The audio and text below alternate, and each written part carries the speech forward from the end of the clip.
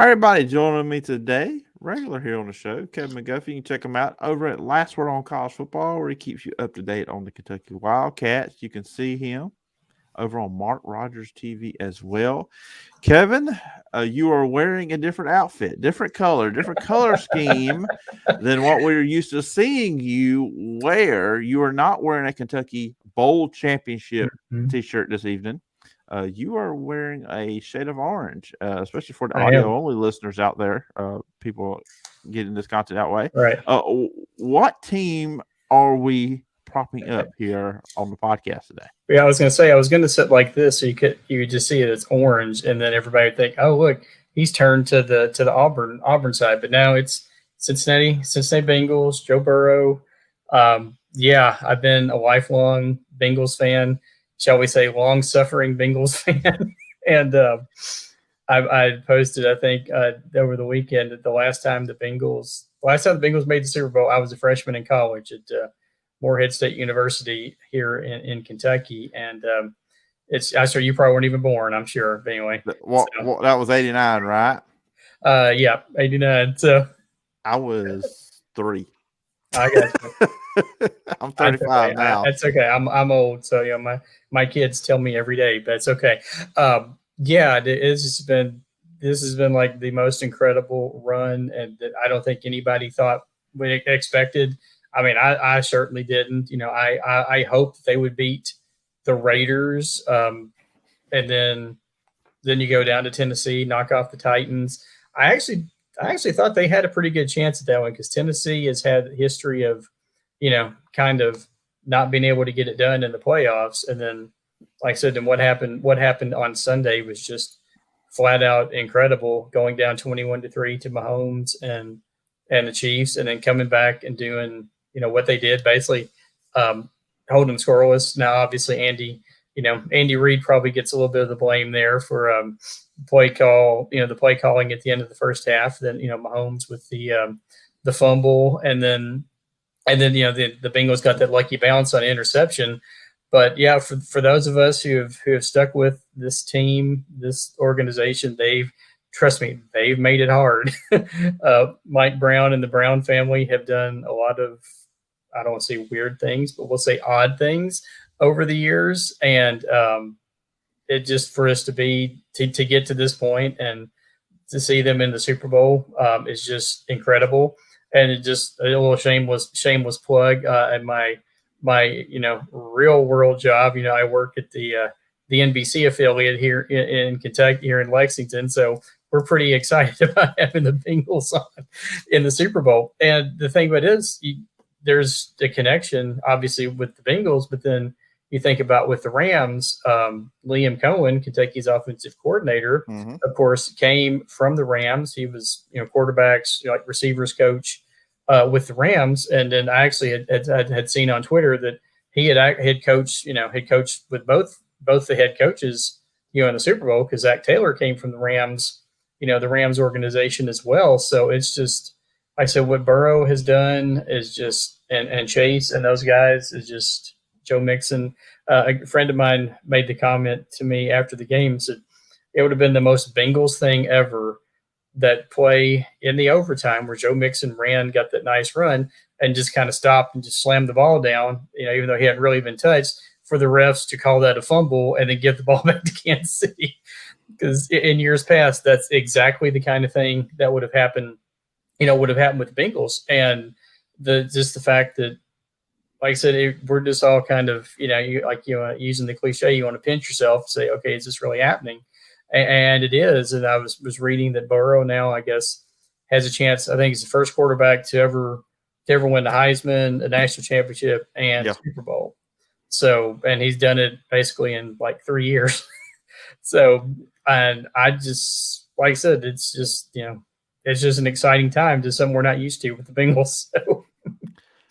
And, the fact is, too, that they have done this in spite of their offensive line.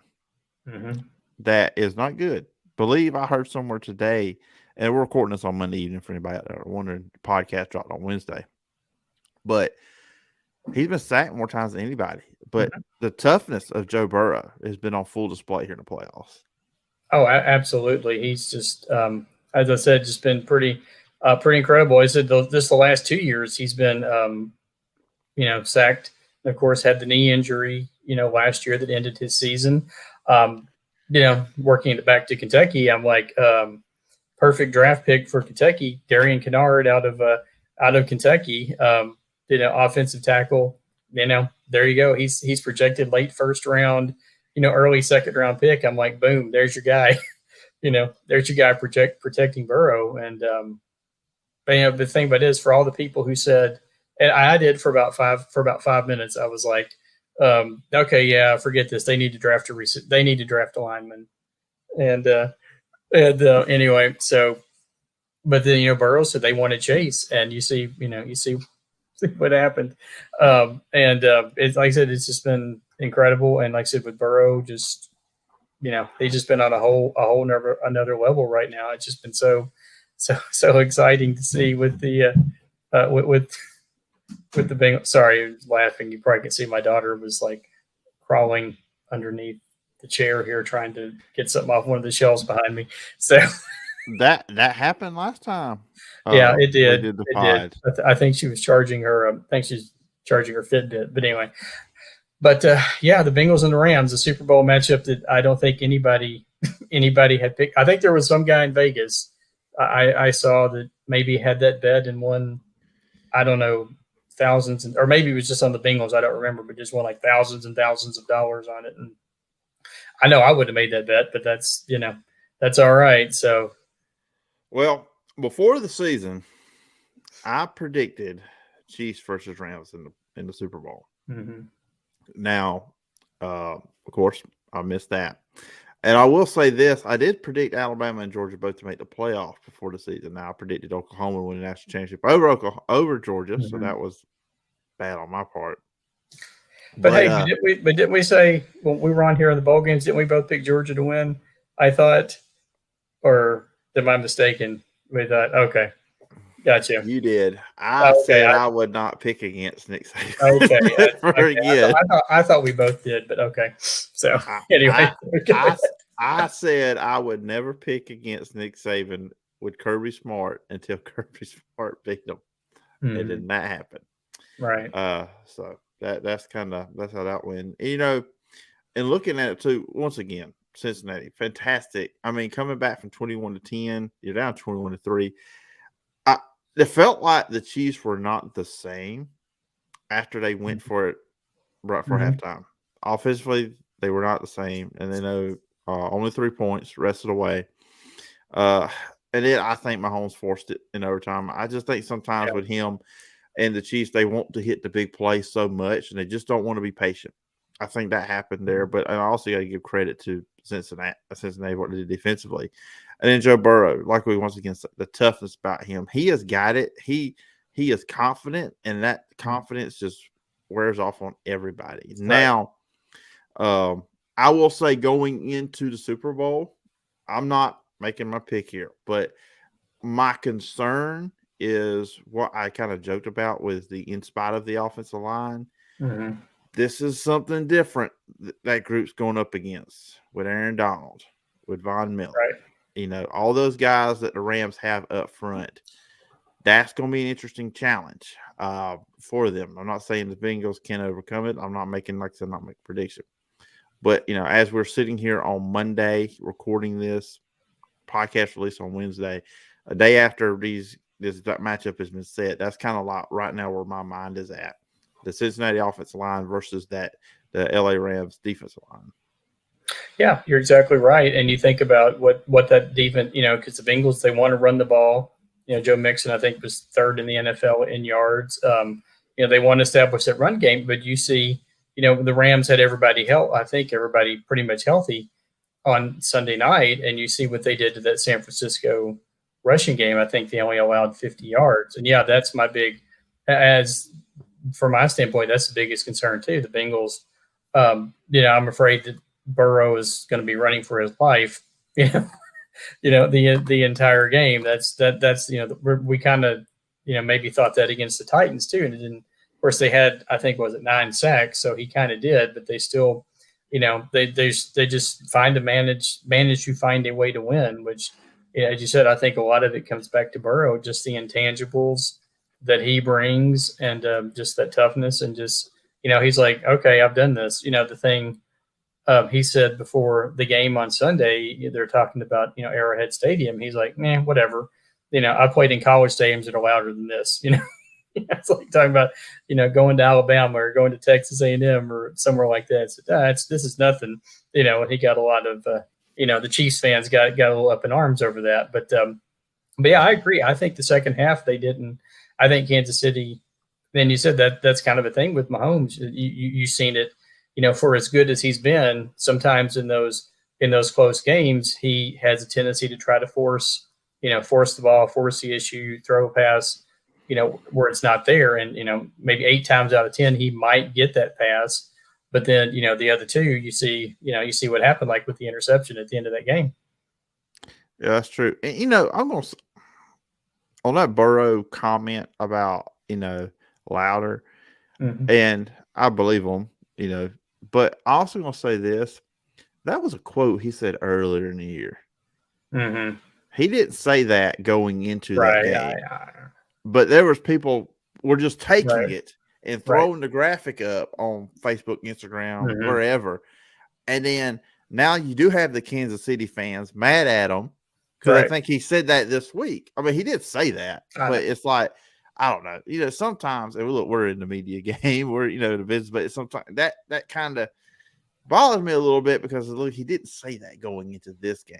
I mean, right. Wait, you're saying I'm not surprised he didn't, but but still, I don't know. Wait, you're saying there's fake news on the internet? Wait, what? No, sorry.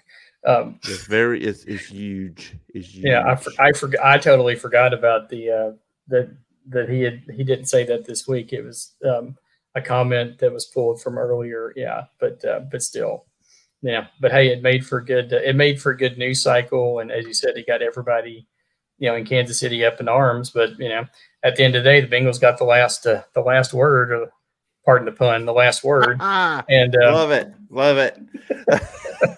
And so like I said, I think it's going to be a heck of a game. I just as I said, the long-suffering Bengals fan, it's hard to just not used to dealing with Bengals prosperity. So, but I definitely think they can win if the offensive line can keep Donald and Miller and all those guys, away from Burrow, and he has some time. I think they've got I think they've got a really good chance because but for being honest, I don't think the Rams offense is, that much to write home. It hasn't been that much to write home about other than, Cooper Kupp or whatever. But, I think they can, maybe force, Stafford into some turnovers. So, because he can be turnover prone. And so the other thing, I'm happy for Stafford. Who knew he just needed to get it? Yeah, who knew he just needed to get out of Detroit to actually have a successful team? Well, pretty much everybody, but still, like I said, I'm happy for him and for the success he's had. I liked him when he was at Georgia, and I liked him with the he's always been a guy I've always kind of liked, and so I'm happy for him finally getting to play on this big stage after at this point in his career. So, how do you think Jared Goff is feeling right now? Oh well, probably. But you know what? I'll say this about it, and then we're gonna kind of switch and turn into Kentucky football. He got them to a Super Bowl. He did. Everybody acts like he was trash. Now he couldn't win it. So that's the pressure on Stafford. If you do not win this game, you did no better than Jared Goff at the end of the day. Mm-hmm. You got him to the same point he got him to in 2018. But if you win, then all they gave up was worth it. So there's still a lot of pressure on Stafford here. It's not just getting to the Super Bowl, because I believe they can get to a Super Bowl with that roster with Jared Goff. Right. But now can Matthew Stafford take it that next step? So that's another thing I'll be looking forward to with the Super Bowl matchup. Yeah, no, that's a good point. And like I said, Stafford has been turnover prone at times, and the Bengals have kind of lived on some turnovers, especially in this in this playoff run. And I think will be a big key on the Cincinnati side, if they can get a couple of turnovers and maybe get a short field, then I think that definitely will enhance their chances of winning. But either way, I think it's going to be. I'll just use the cliche answer. I think it's going to be a great game, and from the NBC standpoint, knowing the Bengals, it's probably going to go down to the wire because pretty much every one of the playoff games have gone down.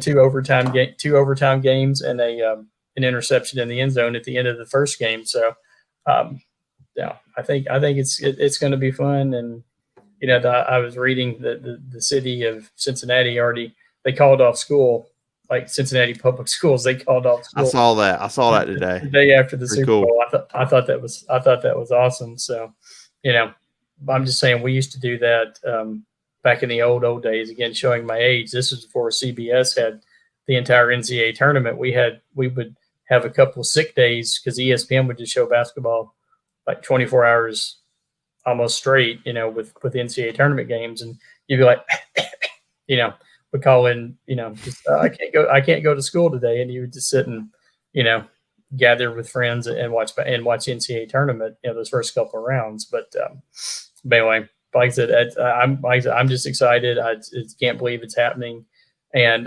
part of me is glad that it wasn't the 49ers they were playing because I was about to ask about that. The Bengals were 0-2 and Joe Montana, whatever. And but then again, part of me kind of wishes they played the 49ers because I would have liked to beat them. But I don't know. And you would take playing Jimmy Garoppolo over Matthew Stafford, probably. Probably so, yeah. I see Joe Montana, Steve Young, Jimmy Garoppolo, or Matthew Stafford or Jared Goff. Who would you? I'm not a big fan of the 49ers myself, so. Mm-mm. I'm not either. A couple of my good friends are big 49ers fans. So I was going, it's going to be the Bengals. And then I'm like, man, we'll see. Even my son, he's 14, and before the playoffs started, he goes, Daddy, wouldn't it be funny if it ended up being the 49ers and the Bengals in the Super Bowl? And I was like, yeah, Ryan, that's not happening. I said, there's no chance. Neither one of those teams are even going to get even going to get close. So you can see where how I thought about the Bengals. I thought the Bengals would win the first game, and I thought they'd lose to the Titans. But that's, I've never been so happy to be wrong. So, well, I closed the NFL conversation on this, and please do not hit the exit out of the studio and tell you this. So when I messaged you to be on, I said Kentucky and Bengals talk. Mm-hmm. I was under the assumption that the Chiefs were going to beat the Bengals. So in my head, I was saying, okay, we'll talk about what a great. I know Kevin, he's a Bengals fan. How great of a season it is to get to the AFC Championship game. You fall short to the Chiefs, who are probably going to win the whole thing. That was the plan. But as sports do, right. You assume stuff and it doesn't happen. Right. So, as we whatever on the last time we were on, we do an early Corso impersonations, not so fast, my friends, So when I did my Reese Davis game day thing, I didn't hear any negative comments on it, so I guess it was good. I had a preacher one time said if they're not discussing you, they're usually cussing you. So it's one of the two. I got you. I like that. I'll have to use that one. I'll have to borrow that one. Yeah, go ahead. I don't forgot the preacher's name, but so Kentucky. Interesting news on Monday. Losing offensive line coach, and that's kind of I think. Well, to start off with there, Eric Wolford is going to Alabama. Of course, Alabama's offensive line coach Doug Marrone. He's headed back to NFL. As a quarter, we don't know where he's headed on that. But what does any like I said, we're doing this on Monday when the news happened, the day of. But one, is this how big of a blow is this to Kentucky? And any names been floating around for potential replacements? I think it's kind of a huge blow. You think about he's a guy who came in, of course, John Schlerman coached the offensive line for years, and of course, unfortunately, passed away. And so they brought in, Wolford, who had been at South Carolina, who Stoops knew from Youngstown State. So, you had that whole Youngstown State connection, with Stoops, Vince Marrow, and you kind of thought, okay, well, now we've got some stability in the program. and thinking this is a guy who's going to be there for a while. And then, turns out he's to use a Kentucky basketball, it turns out to be a one and done, basically. So basically, I mentioned like on a chat somewhere today that I guess the chance to coach under Saban was maybe a little stronger than the Youngstown connection. So, but like I said, if you're honestly, if you're going to be a coach, maybe he has, he was a head coach at Youngstown State. Maybe he has, head coaching aspirations again. Your chances of getting a head coaching job are pretty good if you're on Nick Saban's staff. Somebody's going to take a look at you. Somebody's probably going to hire you. So I said, I think it's a big loss just because, he had, like I said, had brought some stability to, a group who was at first, still dealing with the death of Coach Schlarman, and the fact that Kentucky's got to replace 3 offensive linemen for next season. So whoever, Stoops brings in, has definitely got some work cut out for him, because they lost Darian Kennard, who I talked about earlier, who's obviously going to the draft and possibly a late first round pick. Just saying right here, and then you have Dare Rosenthal, who is the transfer from LSU, who also declared for the draft, who I think kind of surprised a few people. My opinion, I thought he needed another season. If you look at the Pro Football Focus grades and all that stuff. And then they lose, Luke Fortner up front at center, so they've got to replace 3 guys. So this is a big hire for Stoops. And the thing about it is people just throw. I've looked at a couple of things. People just throw names out there. One of the names that's come up is Will Friend. They're at Auburn, so I don't know. Better than me what's going on or not going on with the Auburn program. That was a guy. That was one of the first names that came up. Another one was former Rams offensive line coach Aaron Cromer. He needs a job. He was the offensive line coach for the Rams, and he got let go at the end of last season. So you could maybe use that Rams connection there. And then another name, the name escapes you right now. I'm sure I could look it up. Is Oklahoma's offensive line coach. Based on that, the Stoops background. When we're talking about coaching, you probably had seen it. I'm sure everybody else has seen that. Mark hired his brother Mike to replace John Summerall, who's down there in your neck of the woods now as a head coach. He's going to coach the inside linebackers, and I think he's kind of priming. This is just my opinion. I think he's kind of priming him for the inevitable when Brad White leaves, the defensive coordinator, because I think LSU tried to get him this year to come be their defensive coordinator. He turned him down. But I think in the next 2 to 3 years, I think you'll see Brad White as a head coach somewhere, Sun Belt Conference USA school, and then I could see Mike Stoops stepping right into that, as a defensive coordinator, which would be kind of an odd, interesting 360, 180, whatever you want to call it, because when Mike was the head coach at Arizona, Mark was his defensive coordinator, so.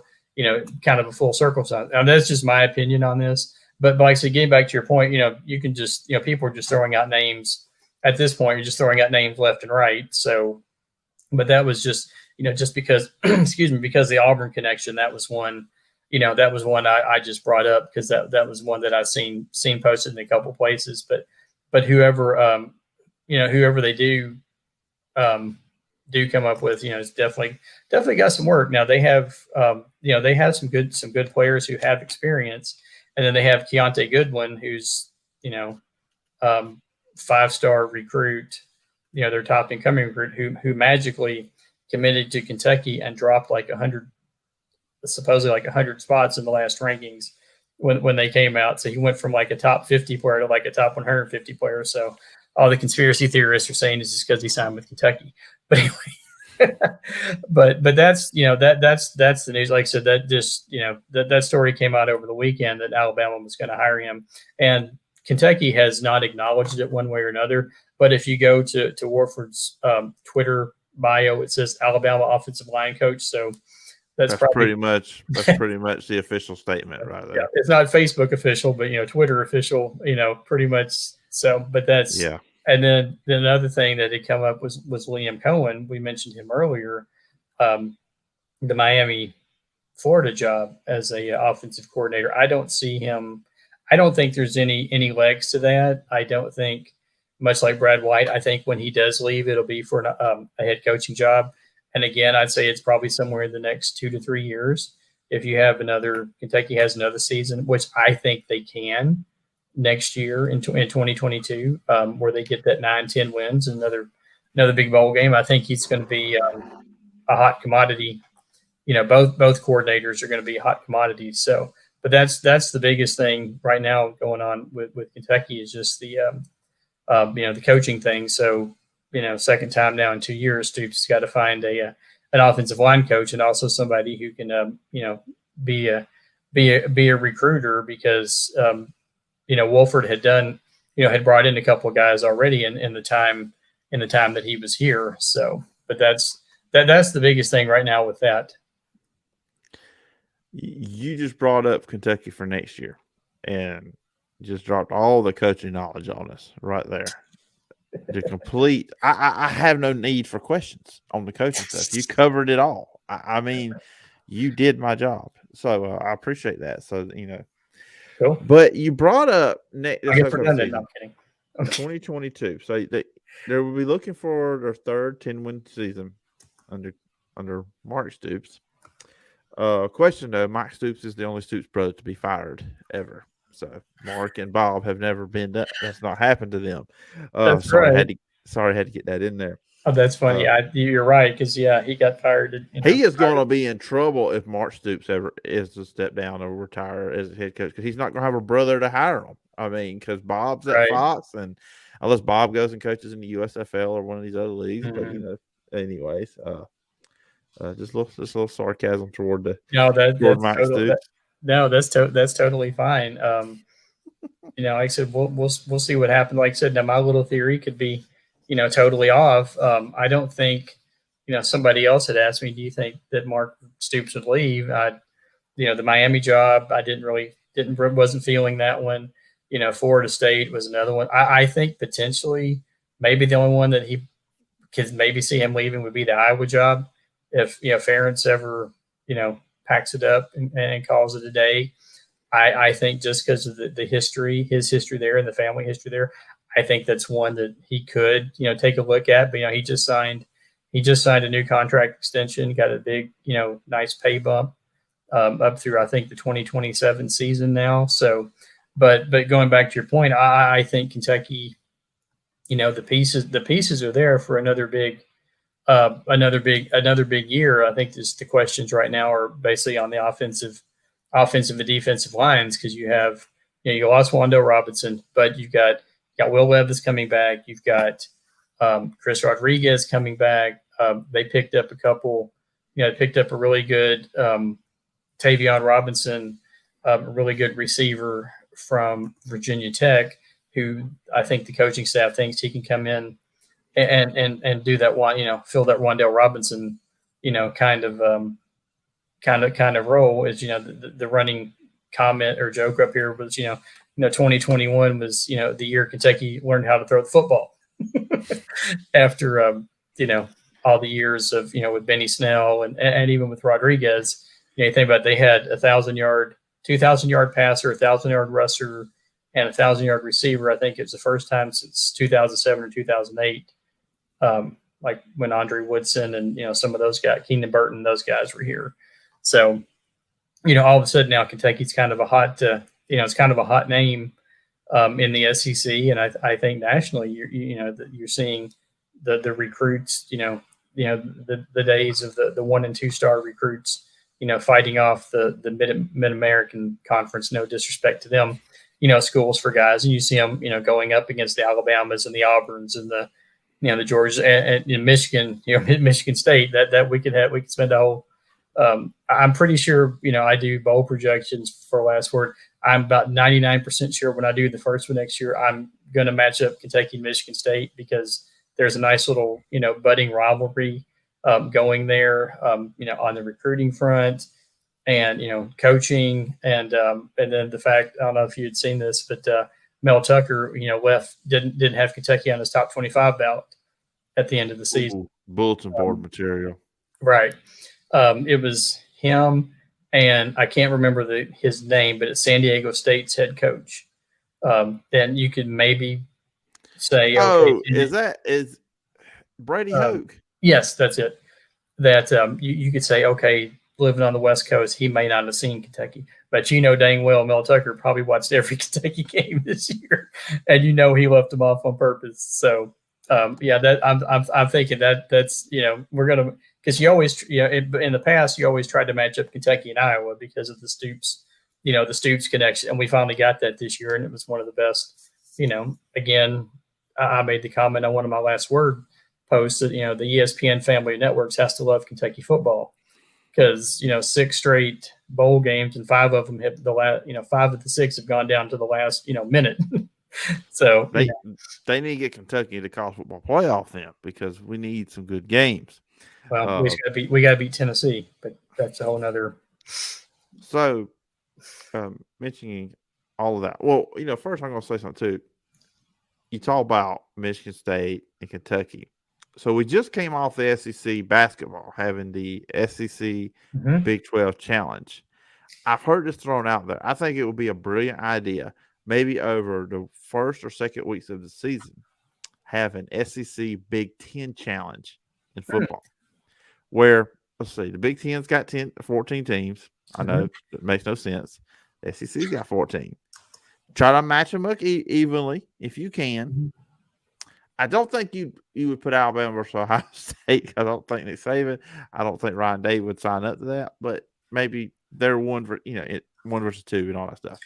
So then you had the 14, and then after 2 weeks, we know who the best conference is, because everybody jumps up and down. Because people were jumping down the SEC bowl schedule, or the record was not good. Look, some of them games, I'm just going to say this. There's a lot of opt-outs. There's a lot of players just not caring. They're not where they want to be. They do not want to be there. Right. We do this in the first or second week of the season. Players care. And then we kind of get a better judge. Putting it out there for the internet. An SEC versus Big 10 football challenge to kick off a season. I think it would be incredible to watch.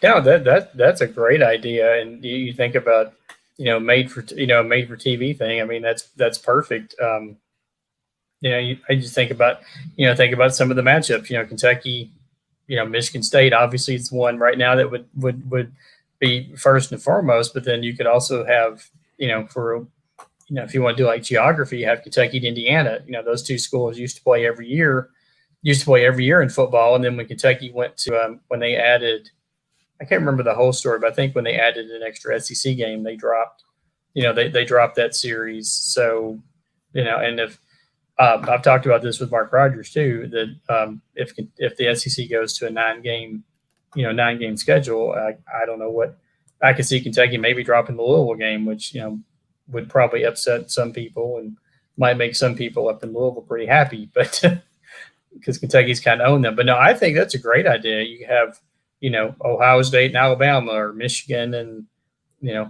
Georgia, or Ohio State. The possibilities are endless with that one. I think would be a pretty cool idea if it ever. I don't know that it would ever happen, but it certainly would be a cool idea, and certainly be something fun to talk about.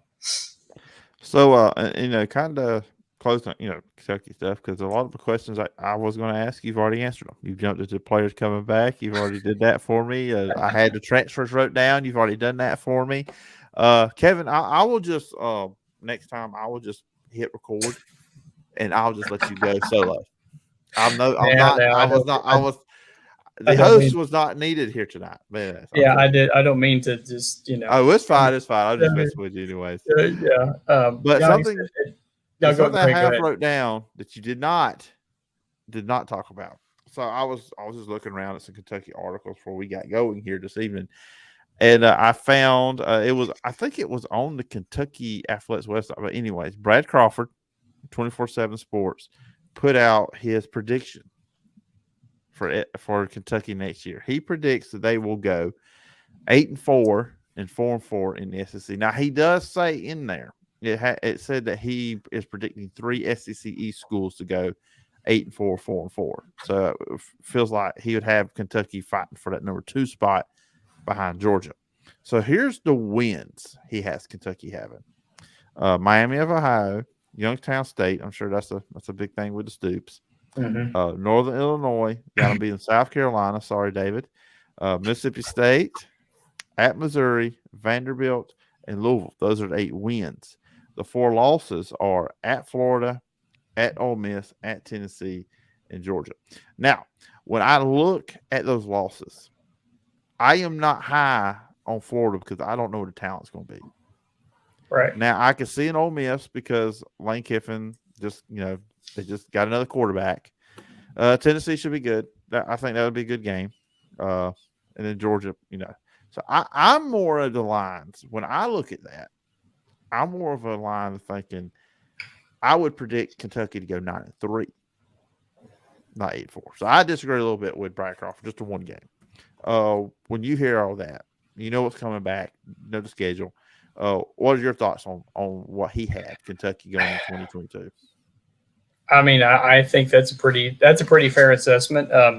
Kentucky's schedule is a little more difficult this year coming up than it was last year, but I agree with you. The Florida game is one that just jumps out at me because that program was in a total shambles. Literally, I think at the end of last season, and Kentucky plays them in the second week of the season, and so we don't know what Billy Napier is going to be able to do there. I think Kentucky has a definite chance to go in and they did it in 2018. I think there's a definite chance they could go in and steal a win there. Ole Miss, I don't see them. I don't see them beating Ole Miss. 2 years ago they hammered Tennessee down there. They could be looking for some payback for last season. That one maybe, and then like I said, Georgia. For Kentucky to take the next step, they've got to they've got to start beating. They've established themselves as like that second, third team in the SEC, but they've got to start beating Tennessee consistently, beating Florida consistently, and then they've got to at some point beat Georgia. Now, I'm not saying next year is going to be that year, but that's that's if you're looking at long-term goals, that's where they are. Now, I think 8-4 is a very fair assessment. Florida, I think that Florida and the Tennessee game are probably the 2 swing games. Like I said, as much as I like to say that Kentucky's going to beat Georgia up here, I just don't see it happening. And then, and like Ole Miss, that's probably the 10. You win those games, you're 10-2, and then you're looking at a Peach Bowl. Because basically Tennessee twice in the last 4 years has pretty much stopped Kentucky from maybe a Peach Bowl berth by losing them both times. So, there's a lot of, I'm sure payback would be, Kentucky's going to have that one circled on the schedule, let's put it that way.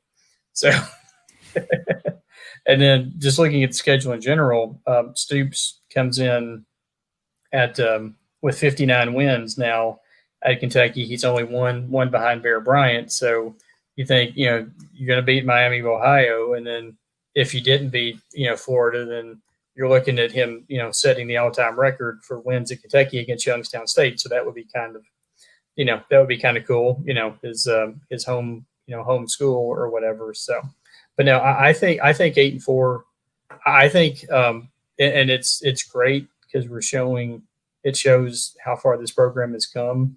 Like we're a 6, in years past, we've been thrilled to death with 6, we go 6-6 and go to the, Birmingham Bowl or something. But now I think, they've got to this point where 8 wins, I believe, is a, should be like the floor basically every year. And then, your ceiling is, that 9, 10, 10 wins. You think Kentucky has won 10 games 4 times since 1950, and Stoops has done it twice in the last 4 years. So it just shows how the program has come. Now they just have to beat Tennessee. So yeah, and like I said, to me, you get so if you get that one, that's 10. So it's another 10-win season. So we've got plenty of time to discuss more Kentucky football between now and September. Spring is not far away, so a lot of stuff. So this will not be the last time people watching or hearing. I'm sure we'll be talking Kentucky football with Kevin. Perhaps next time he's on, he'll also be talking to a fan of a Super Bowl championship winning team. So very interesting. Very, very, very fun times for football wise when it is for Kevin McGuffey. But Kevin, I appreciate you jumping on as always. It's always fun to have you on the show. I feel like I don't go by my notes. We just sit here. We have a good time talking ball. It's just two buddies at the bar or at the restaurant just talking ball. I always think that makes for the best, because you have an idea where you want to go, and then sometimes we just do there I go again, the 180, down to 360, 180, or but like I said, it's always fun, man. I appreciate you having me on. You do such a great job with your with your podcasts and all the stuff that you do, and thanks for Last Word. And like I said, it's just always a lot of fun, man. I just really appreciate it. Thank you for giving me an opportunity to come on and talk. Yes. Unfortunately, apparently I like to talk. So hey, it makes hey, sometimes you talk to people. I ain't gonna say any names because you never know who's watching. I feel like you got to pull it out of them. Mm-hmm. I have to, go certain lengths with questions.